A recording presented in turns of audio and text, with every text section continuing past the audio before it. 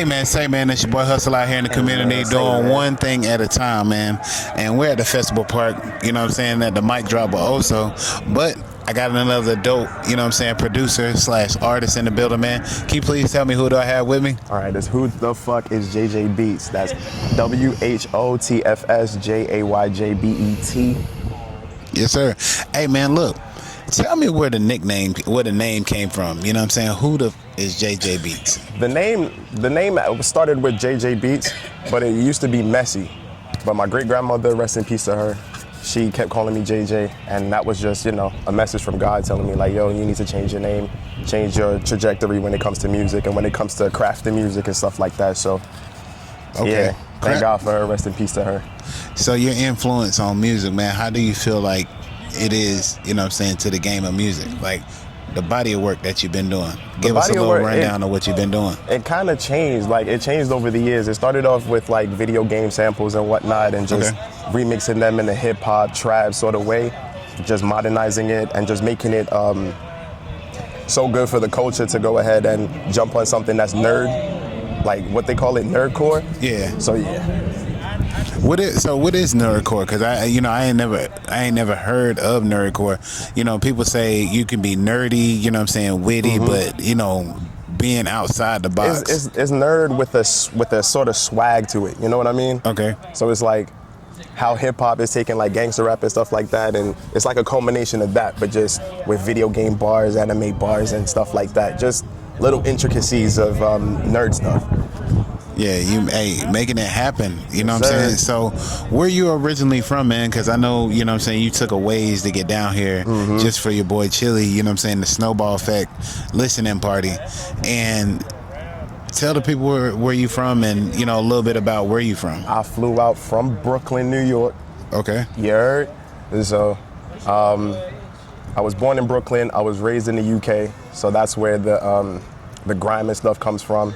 That's where my artistry comes from. It came from just grime rap. So I was rapping with a British accent and rapping double time. So it started with that, and then it just transitioned to rap. Oh, man. So from being in the US until I was 6, from 6 to 18 in the UK, that was where my musical journey started, and that's where I got the nickname Messy from. Because my flow was always messy. They always told me that. And yeah, and then it transitions from there to going to the US and then seeing my great grandmother on her deathbed, and the last words was, JJ, I know you're gonna make it, because my name is AJ. So she couldn't say the A. So that's where that came from, yeah. Okay. Rest in peace to grandma, man. You know what I'm saying? For giving the formula of blessing you, you know what I'm saying, with doing what you need to do as far as, you know what I'm saying, getting what you need, you know what I'm saying, for just making it, man, because you came a long way from the UK. Absolutely. You know, and now you in Brooklyn, New York, you know what I'm saying, making a name for yourself.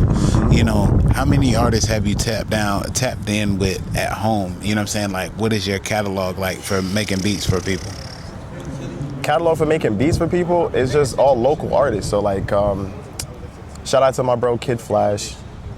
Shout out to my bro Kwa the Father. Who else? Shout out to Mac Noir. And then there's a bunch of people all over the world, honestly. I don't like working local like that for real. Okay. Because it's like, I get more love outside of where I'm at than where I'm at, if that makes sense. Right. Do you still touch down with people, you know what I'm saying, in the UK to go ahead and get your beats and stuff out of there? Absolutely. Who back at home do you touch down with, you know what I'm saying, to go ahead and get your beats out there if they need it? Shout out to my brother Tasman. Okay. Shout out to my brother Tasman and shout out to my brother Jams. Those two I've been working with just solely. When it came to my rising music or when it came to my interest in music, they have always just been there helping me. Jams with the beats and Tasman with the bars. So yeah, I couldn't have made it to this point without those two. Okay. My thing is too, the collaboration part of what you do as a producer. How do you feel about collabing with others, you know what I'm saying, to put your spin on things of what people are doing? Oh, I do that all the time. Okay. I actually encourage that. I encourage that all the time. Every time I go ahead and meet a new producer, anytime I go ahead and meet a new artist, I always want to collaborate with them, whether it be production or whether it be just artistry. Yeah. Hey, it's all about what you do, you know what I'm saying, how you put it out there, who you in the room with, you know what I'm saying, to make some magic happen. You know, being in the room with him, watching him for 30 minutes to an hour, you know what I'm saying, make a beat. He said it takes him like 5 minutes just to whip up something from the ground up. Who does that? You know, unless you're, you know what I'm saying, Swiss Beats or something like that, man. Exactly. You know. But he's taking his years, you know what I'm saying, his lumps and bruises and stuff like that to go ahead and get to where he is and to keep on rising, you know. Now, let me ask you, helping, you know what I'm saying, or not helping, but guiding Chili along with his snowball effect, how was that? Like, give me a little bit of the backstory of how y'all came together on that. That was a genuine process. It was one of those, like, we just sat down one day and was just like, oh, I need a beat for this. So I just started making one for him, and he was like, you know what other shit you got? And instead of saying what other shits I got or posting up like any unfinished projects or whatnot, I was like, I'll just make something else. And it just continued like that, and that's the snowball effect. Well, that's my opinion of the snowball effect. It started off with one beat, and it just grew into just this project.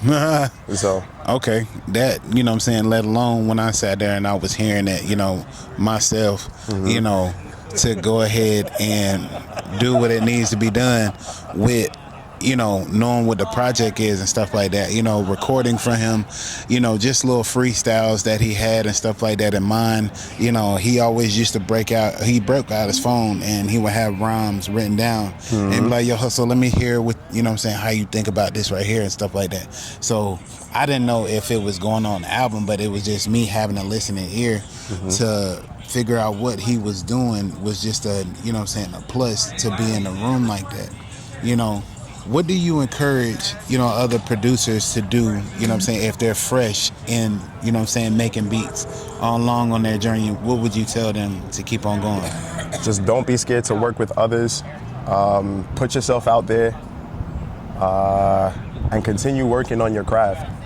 Don't just be stagnant on one style or try to go ahead and get into an area where it's popping, so to speak. So get to a position where you're comfortable and you're able to implement your sounds within other genres. That's it. Hey, look, that's best thing you can tell anybody, man. Be yourself.